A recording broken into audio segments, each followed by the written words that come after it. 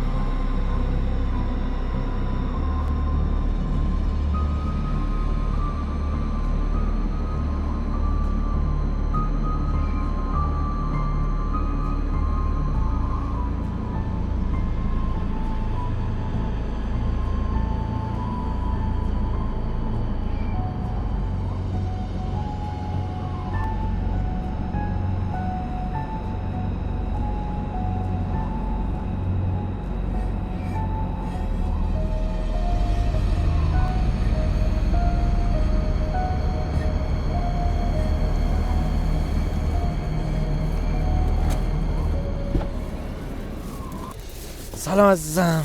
سلام. حالا این همه جا بعد می اومدیم اینجا تو بر بیابون.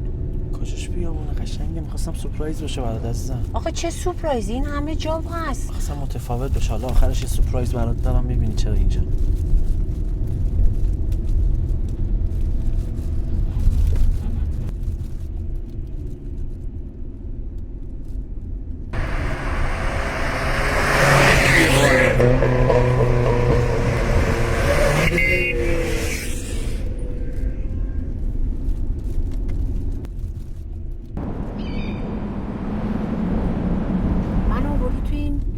بیابون که سکوت کنی هی سورپرایز دارم.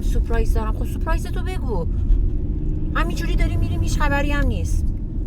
حفظ نخوره ازم. بذار یاب میبار کنم. یه سر آب میبه بخور تا سورپرایز همون نشونم میدم. همیشه که نباید حرف زد. باشه آب میبرم میخورم، ولی خب حرفاتو بگفتی حرف دارم. حالا تا سورپرایز حرفاتو بگو. دوست دارم بذار نگات کنم. دلم خیلی برات تنگ شده بود تا برسیم به اون سورپرایز ویژه‌ای که برات دارم، تا بفهمی چقدر دوستت دارم. الان میرسیم. آب میبند تموم شه رسیدی. امیدوارم.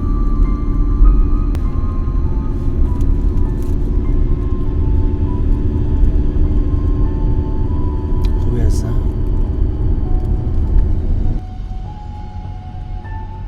خوابم میاد. نمیدونم یهو چرا اینجوری شدم. نه هیچی نیستش. از چیزی ترسیدی؟ نه اصلا خواب عجیبی منو گرفته. چند دقیقه دیگه سورپرایز هم ببینی خوابت کاملا میپره. خیلی راحت. چشمم تار میبینه. همیشه فهمیدم.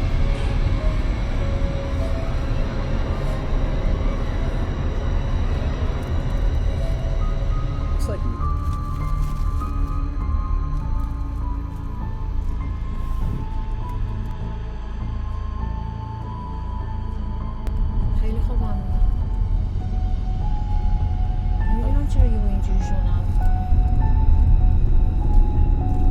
خواب میاد بزن بغل. خوب یقه. آره اصلا نمیتونم ببینم. نمیتونم رانندگی کنم. یه جوری. بایسته بغل.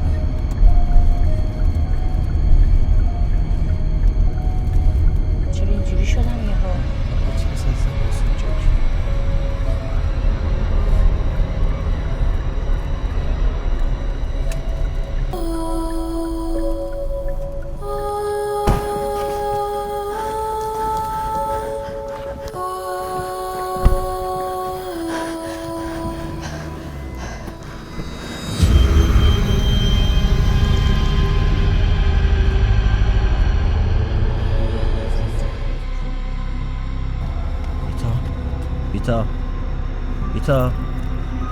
بیتا که گفتم سورپرایز دارم برات.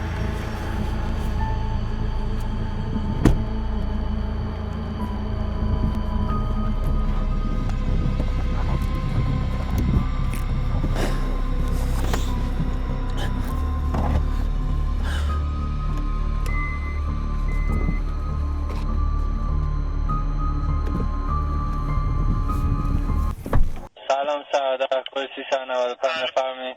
سلام قربان، خسته نباشید. سلام قربان بفرمایید. قربان من پارتنرمو کشتم توی جاده طلو، یه سانتافه سفید توی صندوقه.